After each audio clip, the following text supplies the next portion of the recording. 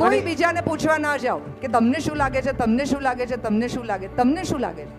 બીજા કોઈના પણ ઓપિનિયન વગર તમારો પોતાનો ઓપિનિયન શું છે, ટ્રેન્ડ્સ વગરનો, ટ્રોલ્સ વગરનો.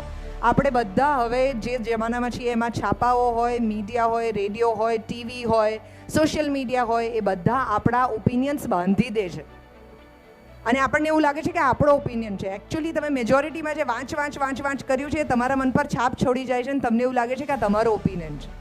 જો તમે વધુ વાંચી શકશો, વધુ વિષયોને એક્સપ્લોર કરશો અને પછી એમાંથી છાંટીને જ્યારે તમારો ઓપિનિયન બનાવશો ત્યારે તમારો ઓપિનિયન થશે. That's the difference between knowledge and information. Yes, તમને ઇન્ટરનેટ ઉપર ઇન્ફોર્મેશન મળે છે, અનેક ઇન્ફોર્મેશન મળે છે, એ તમારો ઓપિનિયન નથી. તમારો ઓપિનિયન તમારા નોલેજમાંથી, તમારા વિઝડમમાંથી આવશે. અને એટલા માટે તમારી અંદરનો એક તટસ્થ અવાજ બહુ જરૂરી છે. અને અત્યારે બહુ જ એની મારામારી છે.